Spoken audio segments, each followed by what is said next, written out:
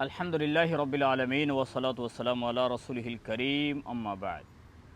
بھائی اور دوستو، آج میں ایک ایسے کلمہ کا تذکرہ کرنے والا ہوں جو اللہ تعالیٰ نے اپنے ایمان والوں کو جنت کے خزانوں میں سے ایک خزانہ عطا فرمایا ہے، اور دنیا کے اندر ہر قسم کی پریشانی سے نجات کا راستہ ہے، اس میں نجات کا وہ کلمہ ذریعہ ہے، اور اس کلمے کے ذریعے سے عبادات کرنا آسان ہو جاتی ہیں۔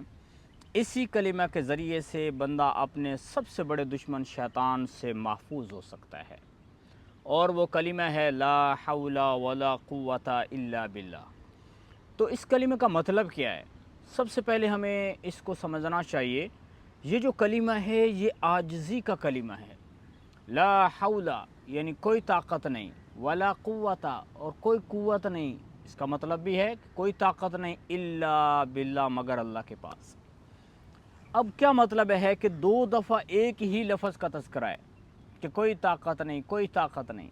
مطلب یہ ہے کہ ایک علماء نے اس کا یہ مطلب لکھا ہے کہ گناہ سے بچنے کی میرے پاس طاقت نہیں ہے، نیکی کر کے اللہ کے قریب جانے کی میرے پاس طاقت نہیں ہے، الا باللہ مگر اللہ کی مدد ہوگی تو میں گناہوں سے بچ سکتا ہوں، اللہ کی مدد ہوگی تو میں نیکی کر کے اللہ کے قریب جا سکتا ہوں۔ یعنی تمام طاقتیں اللہ کے پاس ہیں، وہی مدد کرنے والا ہے۔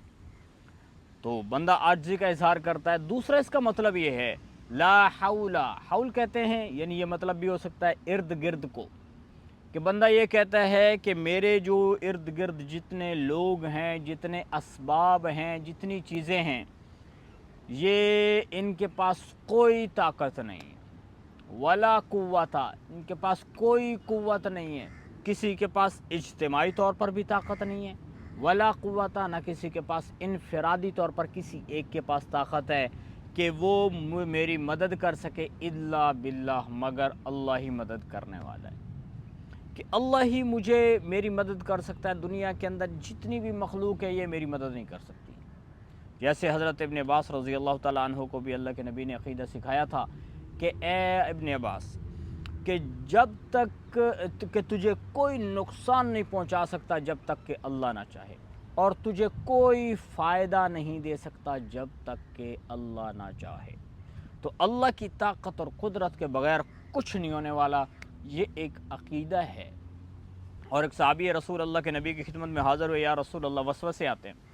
اللہ کے نبی نے فرمایا لا حول ولا قوت الا باللہ پڑھو، وسوسے ختم ہو جائیں گے۔ یقین ہونا ضروری ہے، جو ان کلمات کے اوپر یقین کرتے ہوئے پڑھے گا۔ اور ایک حدیث میں حضرت ابو سعید خدری رضی اللہ عنہ سے روایت ہے، وہ فرماتے ہیں کہ اللہ کے نبی نے فرمایا 5 ایسی چیزیں جو آخرت جو محفوظ رہنے والی ہیں، جو آپ کے لیے قیمتی ہیں، جو جمع ہونے والی ہیں، ان کو لازم پکڑ لو۔ یہ حدیث کا مفہوم ہے۔ اور ان میں فرمایا اللہ اکبر، لا الہ الا اللہ، اور سبحان اللہ، الحمدللہ، اور 5ویں چیز بتائی لا حول ولا قوت الا باللہ، کہ یہ 5 ایسی چیزیں ہیں جو باقی رہنے والی ہیں۔ اور اس میں ہم دیکھتے ہیں کہ ایک صحابی اللہ کے نبی کی خدمت میں حاضر ہوئے، یا رسول اللہ میرا بیٹا اونٹ چرا رہا تھا، باہر جنگل میں تھا، اور وہاں سے اس کو دشمنوں نے پکڑ لیا ہے، وہ گم ہو چکا ہے، اب پتہ ہی نہیں ہے۔ تو اللہ کے نبی صلی اللہ علیہ وسلم نے فرمایا لا حول ولا قوت الا باللہ پڑھو۔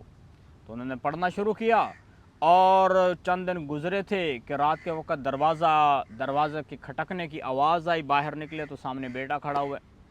تو ایک باپ کو کتنی خوشی حاصل ہوئی ہوگی اپنے بیٹے کو دیکھ کے جو گم ہو چکا تھا۔ تو بیٹے نے بتایا کہ ابا جی میں خود اکیلا نہیں آیا ہوں، بلکہ میں اپنے اونٹ بھی لے کر آیا ہوں، اور دشمن کے 40 اونٹ بھی بھگا کے لایا ہوں۔ تو صبح کے وقت میں اللہ کے نبی کی خدمت میں حاضر ہوئی، یا رسول اللہ یہ واقعہ ہو گیا۔ آپ صلی اللہ علیہ وسلم نے فرمایا کہ یہ مال غنیمت ہے، اب یہ بھی اونٹ بھی تمہارے ہیں، تم ان کو استعمال کر سکتے ہو۔ تو بھائی اور دوستو، یقین اصل ہے کہ جب ہمارے پاس یقین ہوگا کہ میں اس کلمے کو پڑھ رہا ہوں، اللہ کے نبی نے مجھے بتا دیا ہے، تو ضرور اللہ کی طرف سے مدد آنے والی ہے۔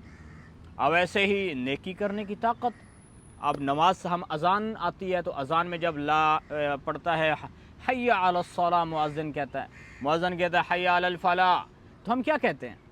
उस वक़्त में शरीयत ने हमें ये कहा है कि हम कहें ला हौला वला कुव्वता इल्ला बिल्लाह।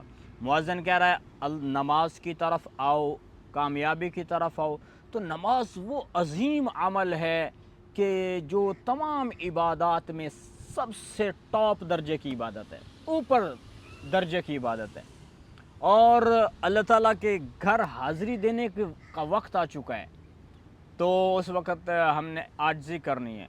उधर से मुअज़्ज़िन कहे आ जाओ नमाज के लिए, तो एक बंदा जो है वो कहे कि मैं आ रहा हूँ, नहीं, बल्कि फरमाया ला हौला वला कुव्वता इल्ला बिल्लाह। ये बंदा आजिज़ी का इज़हार करे, ए अल्लाह मेरे पास ताकत नहीं है, क़ुव्वत नहीं है, बुराई से बचूँ, मैं नेकी करूँ। इतनी बड़ी अज़ीम नेकी, अज़ीम अज़मत वाली इबादत, इतनी बड़ी अज़ीम नेकी, अभी उसका वक्त आ चुका है, तो अल्लाह मेरी मदद फरमा। तो अल्लाह ताला मेहरबानी फरमाते हैं, इस आजिज़ी करने वाला अल्लाह को पसंद है। मन तवादा लिल्लाहि रफ़अहुल्लाह, अल्लाह ताला उसको पसंद करते हैं। अल्लाह ताला उस बंदे को उसके रुतबे को, उसके मकाम को ऊंचा करते हैं जो आजिज़ी का इज़हार करता है। और जो तकब्बुर करने वाला है वो तो नेस्त नाबूद हो जाता है। वमन तकब्बर लिल्लाहि वदअहुल्लाह। तो इसलिए मेरे भाई और दोस्तों, ला हौला वला कुव्वता इल्ला बिल्लाह एक ऐसा अजीम ख़ज़ाना है। अल्लाह के नबी ने फरमाया, ये अल्लाह ताला ने हमें जन्नत के ख़ज़ानों में से एक ख़ज़ाना दिया है। तो इस कलिमा को सही यकीन के साथ पढ़ना चाहिए, ख़ुद सीखना चाहिए, बच्चों को सिखाना चाहिए और इसका विर्द करना चाहिए। और एक हदीस में तो जो सहाबी ने पूछा था वसवसे मुझे आते हैं, तो उनको फरमाया था, एक हदीस में है कि 100 मरतबा पढ़ने का अल्लाह के नबी ने उनको हुक्म दिया। तो मतलब ये है कि ये वो अज़ीम कलिमा है जिसके ज़रिए से हम मुश्किलात, दुनिया के अंदर मुश्किलात से बच सकते हैं और अल्लाह का क़ुर्ब हासिल कर सकते हैं। और अल्लाह के क़ुर्ब से बड़ी और कोई चीज़ भी नहीं है।